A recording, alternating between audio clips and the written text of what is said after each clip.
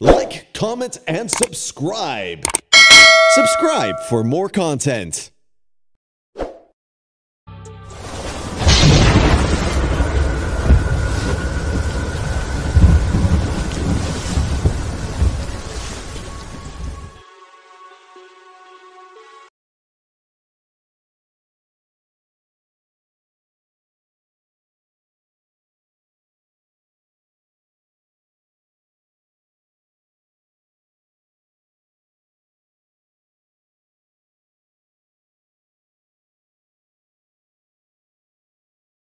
मी विशाल मोरे, खंबाळे अध्यक्ष. या नात्याने आपला सर्वांचे स्वागत करतो. आज आमची विद्रोही महासंघाची संपूर्ण टीम, माननीय संस्थापक दिलीप भाऊ बर्डे साहेब, तसेच चिसौका कमलताई सोनवणे महाराष्ट्र राज्य, कमिटी सदस्य सुमनताई दत्ता, श्री रामनाथ दादा बर्डे नाशिक जिल्हा अध्यक्ष, तसेच सिन्नर तालुका अध्यक्ष चंद्रकलाताई माळी, नंदाताई माळी सदस्य येथील उपस्थित आहेत. तसेच आमचे बंधू श्री भाऊसाहेब मोरे ते पण इथं उपस्थित राहिल्यावर त्यांचे मी स्वागत करतो. आजचा इथे जमण्याचा विषय म्हणजे दत्तवाडी कोपरगाव येथील आदिवासी लोकांवर झालेला अन्याय व त्यांचे राहते घरे. हे कोपरगाव गाव इरिगेशन विभागाने कोणतीही पूर्व सूचना न देता बेजबाबदारीने जीसीबीच्या साहाय्याने पाडून टाकल्यात व त्यांना उघड्यावर राहण्यास भाग पाडले. म्हणून आम्ही संघटनेच्या मार्फत कायदेशीर प्रक्रिया पार पाडण्यासाठी आलेलो आहोत. आम्ही सर्व बांधवांना आश्वासित करतो की आम्ही सर्व विद्रोही आदिवासी महासंघ आपणास न्याय मिळवून देण्यास सदैव तत्पर राहील. एवढं बोलून मी माझे भाषण संपवतो. जय आदिवासी, जय विद्रोही. आदिवासी, जय विद्रोही. आपण या कोपरगाव तालुक्यातून मुर्शदपूर दत्तवाडी या गावातून या ठिकाणी उपस्थित झालात. सर्व आदिवासी बंधू आणि भगिनी तसेच बहुजन समाजातील बहुसंख्य माता भगिनी या ठिकाणी उपस्थित झाला, त्याबद्दल मी सर्वांचे विद्रोही आणि स्वागत पण करतो. मित्र, आज तुम्हावर जो अन्याय केलेला आहे इरिगेशन विभागाने, तसेच इथला तहसील असेल, प्रांत असेल आणि ज्या बी ग्रामपंचायत हद्दीमध्ये जे BDO साहेब असेल, ह्या सर्वांनी तुमच्यावर जो अन्याय केलेला आहे, तुम्ही राहत्या ठिकाणी पिढ्या ज्या ठिकाणी तुम्ही राहतायत, तर ती जागा ते राहत असलेले घर, ती जागा तुमच्या नावावर करून तिने पूर्वीच करायला पाहिजे होती. परंतु तुम्हाला कुठल्याही प्रकारची पूर्वसूचना न देता किंवा तुमच्यावर कुठल्याही प्रकारचे गुन्हे दाखल न करता तिने डायरेक्ट येऊन तुमच्यावर एक, आपण जसं म्हणतो की झोपेमध्ये एखाद्याला मारहाण केल्या जाते आणि तो कुठल्याही प्रकारे त्याला शुद्ध नसते, म्हणून त्याचा कदाचित मृत्यू पण होऊ शकतो. अशा पद्धतीने तुमच्यावर जो शासनाने हल्ला केला आणि तुम्ही आज त्या तडपत्या वेदना भोगतायत. तर आपण बघतोय आता पावसाळा पण चालू झालेला आहे आणि लहान लहान मुलं, महिला, वयोवृद्ध अशा सर्व काही अपंग आहे बघा, ताईंसारख्या अपंगांची पण खूप दुरावस्था झालेली. अशा ह्या परिस्थितीमध्ये या शासनाने आपल्या आदिवासी बहुजनावर जो अन्याय केला, म्हणून या शासनाचा सर्वप्रथम आपण जाहीर निषेध करतो. आणि या ठिकाणी आपण येण्याचे कारण का विद्रोही आदिवासी महासंघाला जी आपण आपल्यावर झालेल्या अन्यायाची माहिती दिली, म्हणून या ठिकाणी विद्रोही आदिवासी महासंघाचे संस्थापक अध्यक्ष दिलीप भाऊ बर्डे, तसेच महिला प्रदेश अध्यक्ष कमलताई सोनवणे, महिला सदस्य सुमनताई सूर्यवंशी दत्ता मॅडम, तसेच आमच्या सिन्नर तालुका अध्यक्ष चंद्रकलाताई, नंदाताई माळी आणि आमचे खंबाळ्याचे अध्यक्ष मोरे साहेब या ठिकाणी उपस्थित झालात. आणि या ठिकाणी उपस्थित झालात, म्हणून आपल्या सर्वांनी आता घाबरून जायची काही चिंता नाहीये. विद्रोही आदिवासी महासंघ हा आपल्या बरोबर आहेत आणि आपल्याला योग्य तो न्याय नक्कीच मिळवून दिला जाईल. या ठिकाणी शासन आडवं येऊ, या ठिकाणी कुठल्याही प्रकारची अडचणी येतील तर त्या सर्व अडचणीवर मात करून आपण पुढे चालू. एवढे बोलून मी माझे 2 शब्द संपवतो. जय आदिवासी, जय विद्रोही. जय आदिवासी, जय विद्रोही. आज येथे विद्रोही आदिवासी महासंघाच्या वतीने कोपरगाव दत्तवाडी येथे जो झालेला अन्याय आहे हा सर्वांसमोर आणण्यासाठी, तसेच या अन्यायाविरुद्ध सखोल प्रक्रिया पार पाडण्यासाठी येथे सर्व आपण जमलेलो आहोत. हे सर्वांना माहीतच आहे. विद्रोही आदिवासी महासंघाचे महाराष्ट्र राज्याच्या महिला अध्यक्ष या नात्याने मी आपणा सर्वांचे स्वागत करते. तसेच सर्व आज आमची विद्रोही जी कमिटी आहे त्यांचेही स्वागत करते की आज आपण सर्व तत्परतेने समाजातील सगळ्या ज्वलंत प्रश्नांना हाती घेऊन समाजाला न्याय मिळवून देण्यासाठी जी आमची कमिटी सदैव तत्पर असते त्यांचंही पहिल्यांदा मी स्वागत करते की आमची कमिटी कोणत्याही ठिकाणी अन्याय घडत असो, तो अगदी पुणे, मंचर, सिन्नर, जुन्नर, निफाड, मालेगाव कुठेही असला तरी आमची टीम इतकी तत्पर असते की तिथपर्यंत कायम पोहोचत असते. समस्या कोणत्याही प्रकारची राहू द्या, पण आमची टीम कायमस्वरूपी तिथे पोहोचत असते आणि त्या समाजावर झालेला अन्याय दूर करण्यासाठी ही टीम प्रयत्न करत असते व तो प्रश्न तडीस नेल्याशिवाय शांत बसत नाही. कारण आतापर्यंत तुम्हीही बघितलेलं असतील की अनेक आदिवासी संघटना असतील त्या तुमच्यापर्यंत येतात, तुम्हाला आश्वासित करतात, परंतु जी मूळ आपली समस्या असते तिचं ते सखोल ज्ञान न घेता ती समस्या पार पाडत नाही किंवा ती जबाबदारी ते स्वतःच्या खांद्यावर घेत नाही. पण आमची एकमेव अशी संघटना आहे विद्रोही संघटना,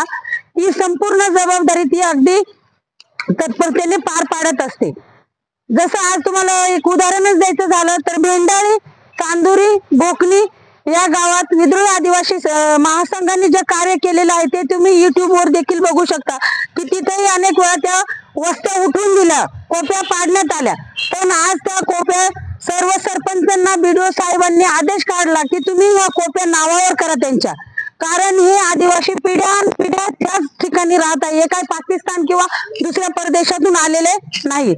फक्त माझं आदिवासी बांधवांना एकच म्हणणं आहे की तुम्ही आपसात लढू नका, कारण आपसामध्ये लढण्यातच आपली जी ताकद आहे ती जर वाया गेली तर आपल्याला मेन वेळ जेव्हा आपल्याला लढायची वेळ येईल तेव्हा आपल्यामध्ये ताकद उरणार नाही. आणि अशा वेळेस ज्या बाहेरच्या दुसऱ्या संघटना आहेत त्या येतात आणि मग आपला फायदा घेतात. तुम्ही आमचे पाहुणे, तुम्ही आमच्याकडे या, तुम्ही आमच्या, आणि आपल्यामध्ये ते फोडाफोडीचं राजकारण करतात. तर आपली संघटना विद्रोही संघटना ही कुठल्याही राजकीय पक्षाशी संबंधित नाही. पहिला मुद्दा लक्षात घ्या. आपल्याला कुणाच्याही राजकीय याच्यात हस्तक्षेप करायचा नाही. विद्रोही आदिवासी महासंघ ही आपली एक सामाजिक संघटना आहे. ती समाजासाठी काम करते, समाजावर झालेला अन्याय दूर करण्यासाठी काम करते. त्याच्यामुळं फक्त तुमच्यावर अन्याय झाला म्हणून तिथे विद्रोही येणार नाही. तुमच्या अजून कुणी ओळखीचे कोणत्याही गावचे असतील, तिथे जर तुम्हाला वाटलं की इथं अन्याय घडतोय, तुम्ही अगदी एक कॉल आम्हाला करा, आम्ही तिथे लगेच हजर होणार आहोत. त्याच्यामुळं आज आपण जे तुमचे घर पाडण्यात आले, वास्तविक तसं बघताना अतिक्रमणाचा नियमच असा आहे की 6 महिन्याच्या आत अतिक्रमण निष्कासित करावे लागते. ज्या वेळेस तुम्ही घर बांधले, आता तुम्हाला तिथे किती 30-40 वर्ष झालेत, त्यावेळेस प्रशासन इरिगेशन खाते झोपलेले होते का, असा माझा त्यांना प्रशासनाला सवाल आहे. इरिगेशन प्रशासनाला सवाल आहे की त्यावेळेस तुम्ही 6 महिने काय करत होते? तुम्ही 6 महिन्याच्या आतच हे अतिक्रमण काढायला पाहिजे होते. त्याच्यानंतर दुसरा असा नियम आहे की कोणतेही घर तुम्ही तात्काळ काढू शकत नाही. त्यांच्यावर आधी 7 दिवसांच्या आत एक नोटीस द्यावं लागते, त्याच्यानंतर त्यांच्यावर FIR गुन्हा दाखल करावा लागतो आणि नंतर मग ते घर पाडले जातात. तर तुम्हाला कुठलीही नोटीस न देता किंवा तुमच्यावर कुठलेही FIR दाखल न करता त्यांनी तुमच्या अगदी सणासुदीच्या दिवशी घर पाडले, तर याबद्दल आपण इरिगेशन खात्यावर कारवाई करणारच आहोत. परंतु इरिगेशन खात्याने हे लक्षात ठेवावे की आदिवासी म्हणजे अगदी दुबळा माणूस आहे आणि त्यांच्या पाठीशी कुणीही नाही, आणि मग त्यांनी अगदी बळजबरीने तुमच्यावर अन्याय केलेला आहे, त्याला आपण अगदी सडेतोड उत्तर देणार आहोत. तर याच्यासाठी पहिल्यांदा तुमची मानसिकता, मनाची तयारी ठेवा की आम्ही कोणत्याही परिस्थितीत विचलित होणार नाही. कुणी किती आले, कुणी किती कान भरले, तरी आपण आपल्या हक्कासाठी लढतो. आपल्याला कोणाचं नाही, कोणाच्या बापाचं घ्यायचं नाहीये, आपण आपल्या हक्कासाठी लढणार आहे. हे सर्वांनी लक्षात ठेवा. धन्यवाद. आपल्या इरिगेशन डिपार्टमेंटच्या अखत्यारीत जो काही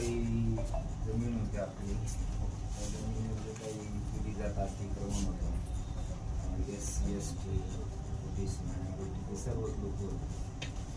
त्यांचं जे काय अतिक्रमण आपण निष्कासित केलं, निष्कासित करत असताना ज्या काही प्रक्रिया झाल्या ते सर्व अशिक्षित असल्यामुळे त्यांना पण त्या प्रक्रिया व्यवस्थित माहिती नाही द्या. त्यांना स्वतःला वाटतं की आमच्यावर कुठेतरी अन्याय झाला प्रशासनात, त्यांच्यावर नेमका अन्याय झालाय किंवा नाही त्यासाठी आम्ही आपल्याकडे आलो. तर तुम्ही त्या प्रकरणात जर व्यवस्थित एक्सप्लेन करून दिला आम्हाला, आमच्या लक्षात येईल प्रक्रिया योग्य झाली किंवा नाही. योग्य झाली असेल तर योग्य, त्याच्यात पुढं काही चुकलं असेल तर मग त्या पद्धतीने आम्हाला पण काही गोष्टी पुढे जायला सोपं होईल. साहेब आता याच्यामध्ये काय झालं, 2003चं कोर्टाचं मॅडम आपल्याकडे दिलं हो आहे ना. कोल्हापूर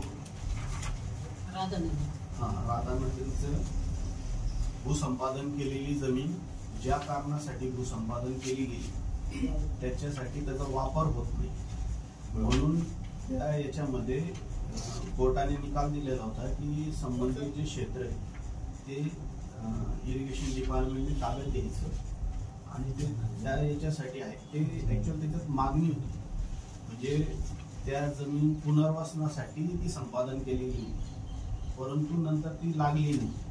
तर मग तिथे जे अतिक्रमण झालं होतं ते अतिक्रमण काढण्याच्या संदर्भात 2003ला हायकोर्ट बॉम्बे यांनी एक आदेश दिला.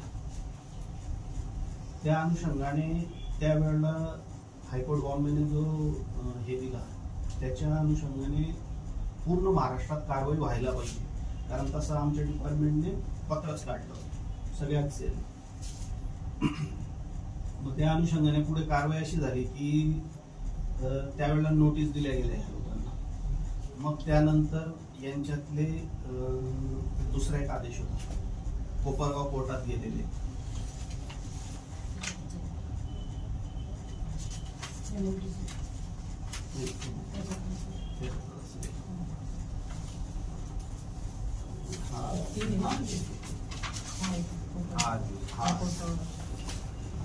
कोपरगाव कोर्टामध्ये ही लोक गेली. आता याचा जो कोपरगाव कोर्टाचा निकाल पत्र आहे हा 2015चा आहे. याच्या आधी पण एकदा गेले 2007चा पण असेल. आपल्याकडे तीनच दिले जे तुमच्या आता एक अजून असेल. औरंगाबाद खंडपीठाचा आहे हा, तर अतिक्रमण काढण्याचा आहे हा. PLI रोडवर लगतच. आता याच्यामध्ये काय होतं, याच्यामध्ये हे लोक गेलेले होते गोपीनाथ एकनाथ देवकर आणि हे सगळे आपले सगळेच मंडळी आहेत. जवळजवळ ते 26 लोक गेलेले होते विरुद्ध महाराष्ट्र सरकार. त्याच्यामध्ये काय झालं, त्याच्यामध्ये कोर्टाचे आदेश काय आहे,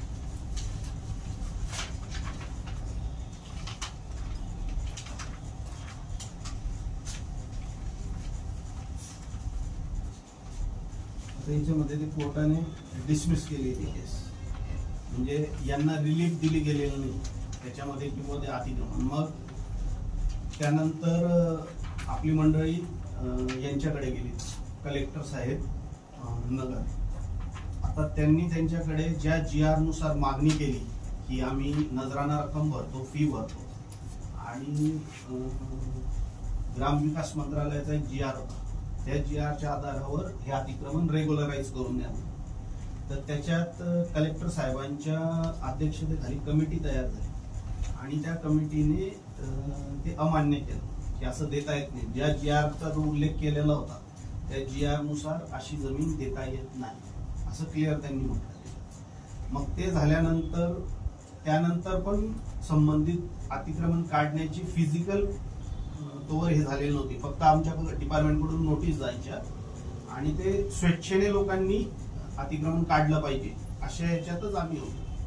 परंतु याच्या विरुद्ध PIL दाखल झाली आणि PIL जी दाखल झाली ती ती त्यांनी 22 मध्ये दाखल केली PIL आणि PIL जी दाखल केली PIL मध्ये त्यांनी असं म्हणजे त्यांनी पार्टी केलं महाराष्ट्र शासन इरिगेशन डिपार्टमेंट आणि असे कोर्टाचे आदेश असताना की अतिक्रमण काढण्याची प्रत्यक्ष कारवाई करत नाही. तर त्याच्यावर तिथं कोर्टाने हा पण उल्लेख केला की कलेक्टर साहेबांनी ती जमीन रेग्युलराईज करण्याच्या संदर्भात अमान्य केलेली त्या ऑर्डरमध्येच तो पण उल्लेख आहे. आम्ही ऍफिडेव्हिट दिलं की आमच्या डिपार्टमेंटने ऍफिडेव्हिट दिलं की आम्ही कारवाई करतोय म्हणून. तर त्याच्यावर कोर्टाने आदेश असा दिला की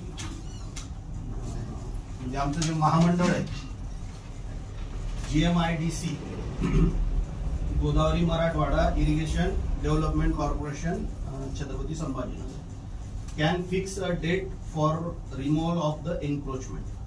म्हणजे आमचे जे छत्रपती संभाजीनगरचं जे ऑफिस आहे त्यांनी एक डेट फिक्स करायची आणि त्या फिक्स केलेल्या डेटला अतिक्रमण काढायचं आणि महसूल यंत्रणेला त्यांनी आदेश दिलेले होते त्याच कोर्टाच्या ह्याच्यात की त्यांनी पोलीस बंदोबस्त आम्हाला द्यायचा. ओके, मग या संदर्भात आपण त्यानंतर हा निकाल आला 24 नोव्हेंबर 2022.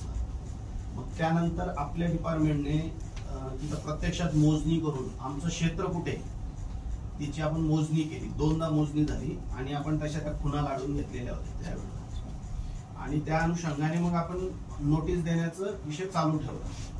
त्याच्या अगेन्स्ट आता हे सगळं झालेलं असताना आमचं कारवाई चालू होती पण त्याच्या अगेन्स्ट PIL दाखल झाली. PIL अशी दाखल झाली की 24 नोव्हेंबरला कोर्टाने आदेश दिले आणि आता 2024 चालू आहे आणि 22ला आदेश आहे कोर्टाचे, तरी इरिगेशन डिपार्टमेंट फिजिकली अतिक्रमण काढत नाही. असं आम्हाला त्याच्यामध्ये 6 लोक पार्टी होते. आमचे AC साहेब, E साहेब, मी आणि कलेक्टर साहेब तहसीलदार. म्हणजे ह्या 6 लोकांवर कारवाई करावी, यांच्या नोकऱ्यांवर कारवाई करावी. कारण कोर्टाचे आदेश असताना पण हे लोक अतिक्रमण काढत नाही. त्या अनुषंगाने जेव्हा PIL दाखल झाली, PIL दाखल झाल्यानंतर पण आपण नोटीस दिली. त्यानंतर प्रांत साहेबांकडे मिटिंग झाली. प्रांत साहेबांनी आम्हाला मिटिंग मध्ये 26 तारीख कन्फर्म केली की 26 तारखेला तुम्ही अतिक्रमण काढा. तर 26 तारखेला अतिक्रमण काढण्याच्या अनुषंगाने त्याच्या पण एक 8-10 दिवस आधी आपण नोटीस दिली. त्या नोटीसचा रेकॉर्ड आहे माहिती. आणि परत आपण 24 तारखेलाही नोटीस दिली फायनल की तुम्ही तुमचं जे सामान असेल ते स्वतः काढा, मशीनने काढत असताना ते दूर पडलं. असं आपण एवढी पूर्ण कारवाई केली. त्याच्यामध्ये जसं नियमानुसार जी होती ती पूर्ण कारवाई केली. आणि अवमान याचिकेची जी तारीख होती, कोइन्सिडन्स होता की 3 तारखेला अवमान याचिकेची तारीख होती आणि त्याच्या आधी ते आम्ही अतिक्रमण काढलं. कारण ते पण आम्ही प्रांत साहेबांकडे 3 तारखेला मिटिंग झाली होती. 3 तारखेला मिटिंग झाली की 26 तारखेला अतिक्रमण काढावं. हे सगळं आपण बैठकी आणि सर्व आणि वेळोवेळी त्या लोकांना कळवलेलं पण. असं काही इश्यू नव्हता. फक्त काय झालं, जी आता मॅडम मला तो GR सांगत होते, ती जी कारवाई आहे ती कलेक्टर ऑफिसला ज्या वेळेला आपण विनंती केली होती रेग्युलराईज करण्याची, त्याच वेळेला ते व्हायला पाहिजे. त्यांनी कोर्टामध्ये क्लिअर म्हटलं की आम्ही त्यांची मागणी अमान्य केलेली आहे. तहसीलदारांनी कसं ऍफिडेव्हिट दिलंय. अरे आपले एक्सप्लेन विषय आमचा असा आहे, त्यावेळेस आपण नोटीस घ्यायची.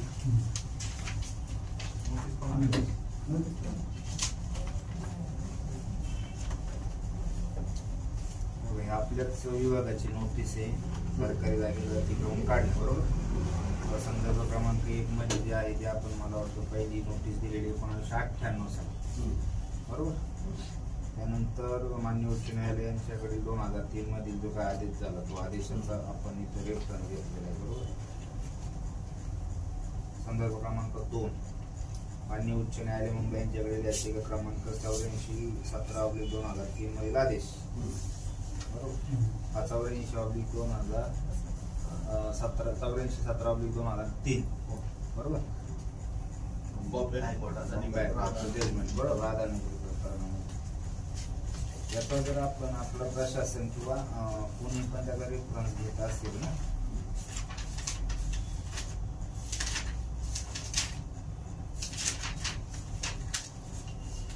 त्याचा परीक्षेत क्रमांक जो जजमेंट आहे कॉपी तुमच्याकडे आहे का? तर त्याच्या परीक्षेत 8 मध्ये लिहिलेले बघा.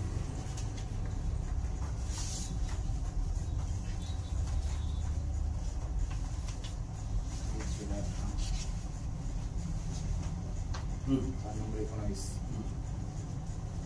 18 मध्ये लिहिलेले बघा. Once the property based in government solution of such property has to be in accordance with the provision of law. No person can be allowed to use such public property without any compensation being paid to the government and without following the procedure prescribed the allowing mutilation of such land. आता इथे म्हटले की एखाद्या शासनाची एखादी waste property असेल, बरोबर, waste property असेल आणि तिच्यावरती एखादा विदाऊट आपल्या वापर असेल, राहत असेल, काय करत असेल, तिचा वापर करत असेल, बरोबर, तर त्या संदर्भामध्ये त्या व्यक्तीला आपण निष्कासित करू शकतो, बरोबर. त्याच्याच पुढे जाऊन जर तेच पान नंबर 20 वर जर गेलो तर immediate steps to stop the illegal activities and encroachment on the government land. The government should immediately take steps to take possession of the land which being not untied for the purpose for which was acquired. आता acquire म्हणजे आपण संपादन केले, acquire but which is being illegally utilized the private person either the खासगी वापरासाठी स्वतःसाठी व दुसऱ्या कोणासाठी वापर करणार नाही. परंतु इथं स्पष्ट त्याच्याच खाली लिहिलेले बघा,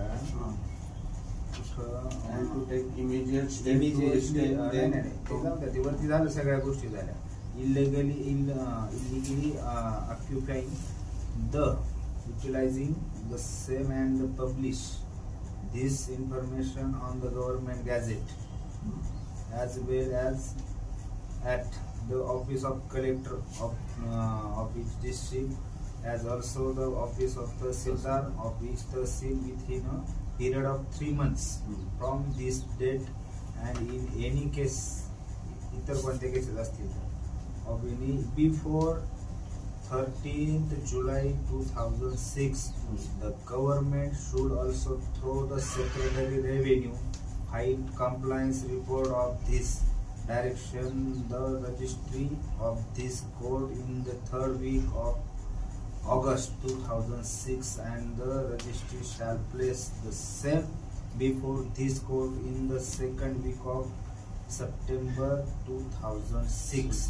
याच्यामध्ये कोर्टाने जे काही सेम म्हणजे काय, ज्यावेळेस ह्या प्रकरणामध्ये राधानगरी प्रकरणामध्ये ग्रामपंचायतनी जमीन मागितली होती शासनाकडे, जी लँड ऍक्विजिशन ऍक्टच्या कलम 48 खाली वर्ग झाली होती. आपण ज्यावेळेस ही प्रॉपर्टी ज्यावेळेस लँड ऍक्विजिशन ऍक्ट जुना, आता नवीन नाही, लँड ऍक्विजिशन ऍक्ट 1894, बरोबर, त्याची जी काही कलम 6, 9, 11, 13, 18 जी प्रक्रिया पूर्ण करून ज्यावेळेस एखादी प्रक्रिया करून एखादी जमीन शासन स्वतःकडे वर्ग करून घेत त्यावेळेस तिच्यावर शासनाचा मालकी हक्क बसतो, बरोबर. ती जमीन जर वापरात आली, ती जमीन जर कलम 23 प्रमाणे ती जमीन वापरात आणली शासनाने, तर तिच्यावरती कोणाला अनलिगली तिच्यावरती कुठल्याही प्रकारे अतिक्रमण करता येईल. परंतु ती जमीन योग्य वेळेत जर ती जमिनीचा वापर शासनाने सोडून दिला आणि कंपल्सरी तो वापर 15-16 वर्षापर्यंत त्यांनी त्या जमिनीचा वापर केला नाही, तर ती जमीन लँड ऍक्विजिशन ऍक्ट 1894च्या प्रक्रियेप्रमाणे ती पुन्हा ज्या व्यक्तीकडे जाते त्या व्यक्तीला परत मागण्याचा अधिकार प्रदान होतो. तसे तो 6 महिन्याचाच पिरियड आहे, तो 3 वर्षाचा पिरियड नंतर त्याच्यामध्ये दुरुस्ती करून 3 वर्षाचा पिरियड केला होता. त्या प्रक्रियेनुसार आज तुम्ही विचार करा, 1960-62 साली ते लँड ऍक्विजिशन झालं होतं जमिनीचं. त्याच्यानंतर तिथून जो काय आपल्या इरिगेशन डिपार्टमेंटना कालव्यांना जो काय मुरुम वगैरे उपसा करायचा होता, उपसा झाल्यानंतर ती वेस्ट झाली ती प्रॉपर्टी. इरिगेशन डिपार्टमेंट, हो. आणि ती इरिगेशन डिपार्टमेंट कडूनच रॅड झाली ती प्रॉपर्टी. त्याचा गैरफायदा घेतला आमच्या लोकांनी असं समजा. तो गैरफायदा घेऊन आमची लोक राहिला गेल्यानंतर मूळ विषय असा आहे की हे सगळे निर्णय जे आहेत ना, हे निर्णय ह्या लोकांवरती बाइंडिंग होत नाही. नाही, मूळ विषय असा आहे की तो राधानगरीचा जो आपण जर त्याचा विषय घेणार असेल तर जजमेंट मध्ये दिले 6 काय त्याच्या सप्टेंबर 2006 पूर्वी रिपोर्ट 3 करायचा. जुलै 2006च्या अगोदर अशा सेम केसेस ज्या असतील, 6च्या अगोदरच्या सेम केसेस असतील, त्यांच्यासाठी शासनाने योग्य ती स्टेप्स घ्यावी आणि त्याचा अहवाल आम्हाला नोव्हेंबर पर्यंत द्या की आम्ही राज्यातील अशी सेम प्रकरणांमध्ये अतिक्रमण निष्कासित करून आम्ही शासनाला हा अहवाल सेक्रेटरीला दिलाय. त्याच्यानंतरच्या लोकांवर जजमेंट बाइंडिंग होत नाही साहेब. तुम्ही हा विषय लक्षात घ्या. सुप्रीम कोर्ट असू देत, हायकोर्ट असू देत, त्याला एक त्याची व्याख्या असते किंवा त्याचं एक जजमेंट असते किंवा त्याची एक डिग्री असते, त्याची ऑर्डर पास होत असते ना, त्याची डेट टू डेट असते त्याच्यामध्ये. त्यामध्ये त्यांनी स्वतः कोर्टाने मेन्शन केले का 2006च्या अगोदर जर अशा काही गोष्टी घडत असतील तर त्या सगळ्यांना हा कोर्टाचा जजमेंट असं जसं आहे तसं लागू होणार आहे. 2006 नंतर जर काय होणार असेल त्याला ही प्रक्रिया लागू होणार असंच येतो. जजमेंट सेम तेच आहे. आणि त्यांचं म्हणणं असं आहे की गव्हर्नमेंटने एक हे बघा खाली त्याच्यामध्ये जे म्हणतात ना, the government shall in that regard issue necessary direction, म्हणजे गव्हर्नमेंटने नेसेसरी डायरेक्शन इश्यू करायचे कलेक्टर आणि तहसीलदार.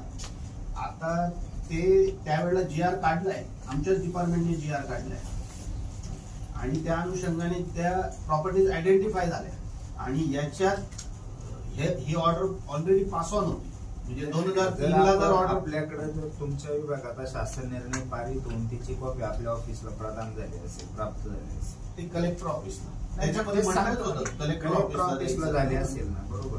कलेक्टर ऑफिसला ती ऑर्डर जर 2006ची पास झाली असेल, बरोबर, तर त्याच म्हणजे महसूल विभागाचा 4 एप्रिल 2002चा एक शासन निर्णय पण आहे. ते 16 जुनं तर फार गंभीर विषय झाला. जुन्याकडे गेलो तर आपण फार जुन्यात जाऊ. हा रेफरन्स आम्ही घेतच नाही साहेब. हा नाही घेणार आपण अतिक्रमण काढताना आपण मला फक्त एक स्पष्ट करा साहेब, आपण कोणत्या रेफरन्सवर काढली? आता ही एक PIL दाखल होती. या PILच्या आधारावर म्हणजे आपण राधानगरीचं काय घेत नाही. ओके, संपलं राधानगरीचा विषय. कारण आपल्या याच्यात त्याचा उल्लेख नोटीस मध्ये म्हणून आम्ही राधानगरी काढले. नोटीस मध्ये उल्लेख. आता तुम्ही जर आपल्या 2000 PIL नंबर 55/2021 चा विषय घ्यायचा का आपण? PIL 2021 त्याची जजमेंट ऑर्डर आहे आपल्याकडे, ती समोर असेल बघा. असेल आपल्याकडे नाही आहे ना, त्यांनीच दिली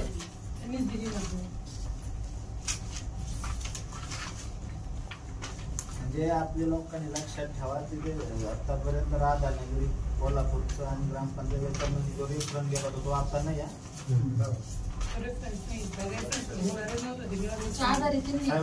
हा जर आपण 55/2021 चा जे काही PIL चा विषय घेत असाल ना, तर त्याचा पॅराग्राफ नंबर 3 पान नंबर 2 वर आपण नाही का, The learned AGP submit that the authorities of Irrigation Department (GMIDC) can fix a date for removal of the encroachment and the government will grant sufficient police protection. बरोबर. काय म्हणते आम्ही एखादी तारीख फिक्स करतो, ती तारीख फिक्स करून आम्ही पोलीस प्रोटेक्शन घेऊन आम्ही जे अतिक्रमण काढतो. असं तुम्ही काय केलेलं आहे, तुमच्या AGP ने कोर्टासमोर म्हणणं मांडलेले आहे, बरोबर.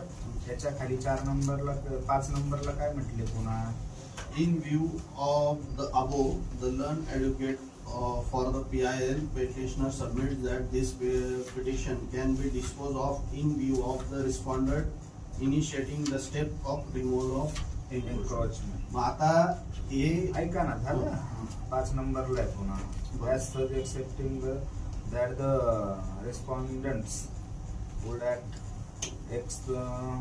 expediently showing the high degree and permitted in the light of the facts record herein above the and the local administrative agreeing to grant sufficient police protection this PIL is a dispose of. कशावरती dispose झालेली का कोर्टाला जी AGP आणि रेस्पॉन्डंट त्यांनी तक्रार दाखल केली, ज्यांनी याचिका करत होता तो आणि AGP सांगितलं का हो AGP सांगतायत म्हणून मी पण माझी PIL मागे घेतोय, बरोबर. यांच्या सांगण्यावर कोर्टाने डायरेक्ट ऑर्डर केलेली नाही का यामध्ये या कोर्टाच्या जजमेंट नुसार या तारखेला हे अतिक्रमण निष्कासित करा. दुसरा PIL ज्यावेळेस दाखल होते ना, एखादा व्यक्ती ज्यावेळेस पब्लिक इंटरेस्ट लिटिगेशन कोर्टासमोर घेऊन जातो ना, पब्लिक इंटरेस्ट लिटिगेशन कोर्टासमोर घेऊन जात असताना त्याचा सर्वांगीण काहीतरी विषय असतो, बरोबर. कुठला तरी सर्वांचं हित जोपासलं जातं म्हणून PIL दाखल होते, बरोबर. त्यामध्ये इथं पुढे चालून यामध्ये कोर्टाची डायरेक्ट ऑर्डर जजमेंट नाही, कोर्टाने डिस्पोज केलंय सांगण्यावरून कोणाच्या AGPच्या. तर आम्ही याचे काहीतरी स्टेप्स घेऊ, पोलीस प्रोटेक्शन घेऊ, पोलीस प्रोटेक्शनने आम्ही ते प्रकरण म्हणजे जे काय अतिक्रमण असेल रेग्युलेशन करून टाकू, बरोबर. झालं, इथं झाली ही प्रक्रिया, इथंच ही केस संपुष्टात आहे. याच्यामध्ये वरती पण वाचाल तुम्ही, वरती म्हटलंय the district collector has recently passed an order date 5/7/2022 rejecting the request of regularization of encroachment.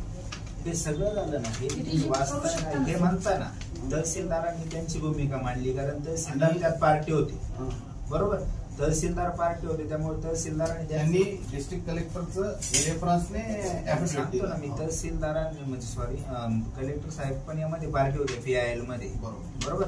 PIL मध्ये ते पार्टी असल्यामुळे त्यांनी त्यांच्या वतीने त्यांच्या प्रभाग विभागाच्या वतीने त्यांचं दिलेलं जे affidavit ते कोर्टासमोर ठेवले की आम्हाला या प्रकरणात आम्हाला पार्टी करणं कसं शक्य नाही, कारण आम्ही या प्रकरणामध्ये ऑलरेडी 2022ला या प्रकरणामध्ये आम्ही आमच्याकडे आलेलं प्रकरण निष्कासित करून टाकलेले आहे, बरोबर, अतिक्रमण विषयावर.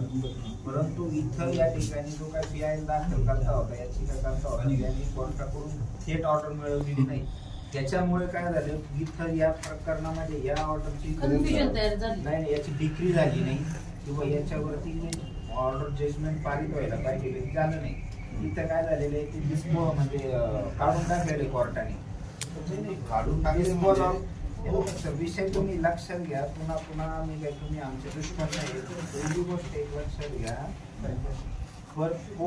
इथं बघा आता कसं तुम्ही आपण राधानगरीचा विषय घेतला, बरोबर. राधानगरीच्या विषयामध्ये जर आपण बघितलं तर कोर्ट जजमेंट आलेले आणि जोपर्यंत कोर्ट जजमेंट येत नाही तोपर्यंत ते कोणा बाइंडिंग होत नसते. नाही, आता याच्यामध्ये हे तर कोर्ट जजमेंटच होतं. नाही, कोर्ट जजमेंट नाही, कोर्टापुढे दोन्ही पार्ट्यांनी जे काही प्रक्रिया म्हणणं मांडलं म्हणून कोर्टाने काय केलं की हो तुम्ही जी स्टेप घ्यायची त्यासाठी पोलीस प्रोटेक्शन हा झाला पहिला विषय. आता हा झाला पहिला विषय. यासाठी तुम्हाला काय सांगितलं होतं किंवा तुमच्या डिपार्टमेंटला किंवा कलेक्टरला किंवा तुम्ही जे पार्टी झाले असेल त्याच्यामध्ये जेवढे विभाग असतील त्यांना काय सांगितले, तिथं तुमच्या AGPने पण काय सांगितले की आम्ही यासाठी पोलिसांचं प्रोटेक्शन घेऊ, बरोबर. हा, तर यासाठी काय झाले, सुप्रीम कोर्टाच्या आणि हायकोर्टाच्या समोर अनेक गोष्टी घडल्या की एखादा अतिक्रमण निष्कासित करत असतात कायदा सुव्यवस्थेचा गंभीर प्रश्न होऊन त्यामध्ये अनेक गोष्टी बेकायदेशीर ठरतात, नाही का. म्हणून त्या ठिकाणी काय केलं की सुप्रीम कोर्ट हायकोर्टच्या अनेक प्रकरणांच्या जजमेंटच्या अनुषंगाने महाराष्ट्र शासनाने 2010, 2011 आणि 2013ला एक शासन निर्णय पारित केले. गृह विभागाचा एक शासन निर्णय पारित केला की जोपर्यंत एखादा विभाग एखादा अतिक्रमण निष्कासित करण्यासाठी आपल्याला ऍप्लिकेशन देतो, त्या ऍप्लिकेशन मंजूर तेव्हाच करा ज्या वेळेला एखाद्या विभागाकडून तुम्हाला आलेल्या अर्जावरती तुम्ही समोरच्या विभागाकडून पहिली FIR दाखल करून घ्या. आणि FIR दाखल झाल्यानंतर तहसीलदार, सार्वजनिक बांधकाम विभाग, पोलीस प्रशासन आणि ज्या विभागाच्या अंडर ते अतिक्रमण येते तो विभाग अशी चौघांची एक संयुक्त समिती बनवा आणि त्या संयुक्त समितीने FIR दाखल झाल्यानंतर ते अतिक्रमण निष्कासित करा. आणि तुमच्या कोर्टाच्या पण समजा तुम्ही त्याला ऑर्डर मानता असं म्हणत असाल तर त्याच्यामध्ये पण पोलीस प्रोटेक्शनची फार गांभीर्यपूर्वक कोर्टाने पण ही गोष्ट केली. तर माझं एक म्हणणं आहे, आपण त्या अतिक्रमण काढत असताना ह्या लोकांवरती किती 42 लोकांवरती पोलिसांनी FIR दाखल केले आपल्याला. नाही, FIR दाखल करण्याचं तुम्ही आता मला सांगताय, माझ्या माहितीत तर तसं नाहीये. परंतु मी आणलेली शासन नाही, एकच मिनिट, आता माझं ऐकून घ्या. तर त्यावेळेला प्रांत साहेबांकडे तुम्ही जसं म्हणताय तशीच कमिटीच गठीत झालेली होती. त्यात आमचे कार्यकारी अभियंता होते, प्रांत साहेब होते, तहसीलदार होते. त्या कमिटीने 3 मार्च, आपण मार्चमध्येच काढलं, एप्रिल मार्च 3 मार्चला मीटिंग झाली. त्या मीटिंगला ती मीटिंग झाली. त्या मीटिंगमध्ये असा निर्णय झाला की 26 मार्चला अतिक्रमण काढायचं. आता जे प्रांत साहेब डेप्टी कलेक्टरच झाले, आता तसा काही नियम असतात तर त्यांनी ते FIR दाखल करा म्हणून सांगितलं असतं. आम्ही फक्त पोलीस प्रोटेक्शन साठी SP साहेबांना पत्र दिलं आणि आम्ही म्हणजे विदाऊट पेमेंट पोलीस प्रोटेक्शन आम्हाला मिळावं म्हणून आम्ही त्यांना पाठपुरावा केलेला होता. त्यांच्याकडून आपल्या गाडीतून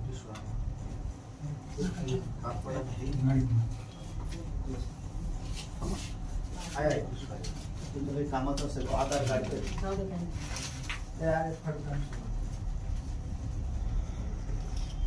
सर, विषय असा आहे की बघा, सगळ्या गोष्टी आपण कायदेशीर करत असतो ना.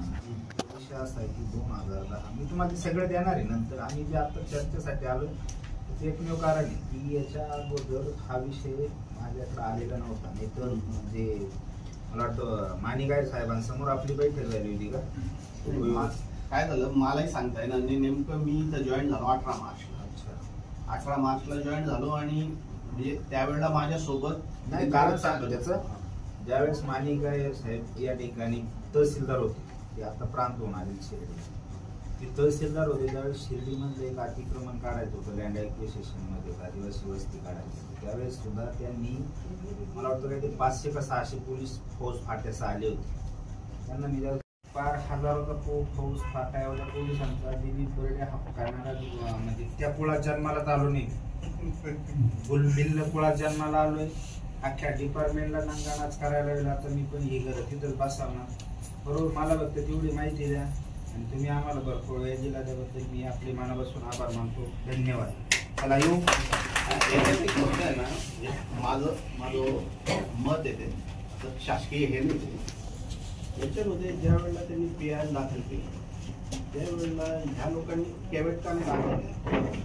एवढे जर असते तर सगळं माहिती आहे. कोर्टात गेलेले होते त्यांना माहिती. कॅवेट कधी दाखल होत असतं माहिती आहे? ज्यावेळेस हे जजमेंट पारित झालं होतं ना, हे जजमेंट पारित होण्याच्या नाही, हे जे म्हणतो ना सर आपण, हे ऑलरेडी जजमेंट नाही, ऑलरेडी ही कोर्ट डिक्री नाही, ऑलरेडी कोर्ट ऑर्डर पण नाही. ही प्रोसिडिंग कोर्टाची. ही जे आपण म्हणतो ना की हे बघा, नाही हे तर कोपरगावचे नाही हे बघा हेच 55/2021 बरोबर. म्हणजे पब्लिक इंटरेस्ट लिटिगेशन 55/2021 संदीप झुंबर उगले वर्सेस स्टेट ऑफ महाराष्ट्र या प्रकरणामध्ये हे जर पार्टी असते, हे लोक मी हेच म्हणतो ना, हे पार्टी नव्हते ना, हे पार्टी दाखल केल्या असतं ते पार्टी गायडन्स नाही ना सर, सगळ्यांनी त्यांना बोलावलं गेलं ना. यामध्ये कॅवेट कधी दाखल होते? 138 खाली. तुम्ही एक आता मी सिंपल भाषेत सांगतो, म्हणजे तुम्ही तुमची वकिली भाषा बरोबर आहे. आता तुमच्यात आणि ताईंमध्ये वाद आहे, पण त्या वादामध्ये माझा पण काहीतरी संबंध आहे. आता तुम्ही दोघं कोर्टात गेले, पण तुमचंच परस्पर ऐकून निकाल द्यायला नको म्हणून मी टाकतो की ह्या केसमध्ये माझा पण इंटरेस्ट आहे, त्यावेळेला केवळ दाखल करणं. मी तेच मागाशी बोलताना तुमच्याशी बोललो की CPC सिव्हिल प्रोसिजर कोड 1908चा कलम 11 रेस जेवढी आता जे बोललो मी ते स्पष्ट सांगते की ज्यावेळेस एखादा व्यक्ती एखाद्या प्रकरणामध्ये पार्टी किंवा त्याचा अपील करता नसतो किंवा असतो ना, तो नसतो त्याला ते कुठले जजमेंट लागू होत नाही. आणि दुसरी गोष्ट जी काही कॅवेट दाखल करायचं म्हणतात सर आपण, कोर्टामध्ये फक्त वादी किंवा प्रतिवादी हे ज्यावेळेस कोर्टात जातात ना, त्यावेळेस दोघांपैकी एकाला कॅवेट काढता येते. नाही, ते दोघं सोडून तिसऱ्याला कोणाला इंटरेस्ट असेल, त्या जजमेंट मध्ये तिसऱ्याला कोणाला इंटरेस्ट असेल, नाही त्याला जर इंटरेस्ट असेल ना, तिसऱ्याला एखाद्याला वाटतं की यांच्या परस्पर माझ्यावर अन्याय होतोय, तर त्याला आपण थर्ड पार्टी ऍप्लिकेशन म्हणतो. ते थर्ड पार्टी ऍप्लिकेशन कधी मिळतं, कधी करता येतं, ज्या वेळेस त्या दोन पार्ट्यांच्या मध्ये एखाद्या व्यक्तीने ते अलाव करायला लागतं कोर्टासमोर, किंवा मग यांना स्वतःहून एखादी रिट याचिका करावी लागते ह्या याचिकेच्या विरुद्ध, किंवा काउंटर क्लेम करावा लागतो. वकील तर होते, आता वकील त्यांचे मेलेले होते. आता त्यांच्या वकिलाचं त्यांना नावही माहित नाही. सर, नाव माहित नाही सर. फार गंभीर बघून विषय घे, आहे. तरी म्हणतात. तर आम्ही आम्ही तुम्हाला- नंतर शोध लावू त्याचा. आम्ही सोमवारी येतो, पुन्हा 1 तास वेळ द्या, निवेदन देतो, बरोबर, कारण आम्हाला या लोकांना तिथे बसवायचंच आहे. पुढे जी लढाई लढायची आता ती कागदोपत्र कागदपत्राने लढाई, बोलवून. आणि आम्हाला तेवढे फक्त त्या माणसांची नावं आम्हाला द्या, म्हणजे आम्हाला एफआयआर दाखल करायला सोपं होईल. ओके सर, मी करून द्यायचं. धन्यवाद. Like, comment, and subscribe. Subscribe for more content.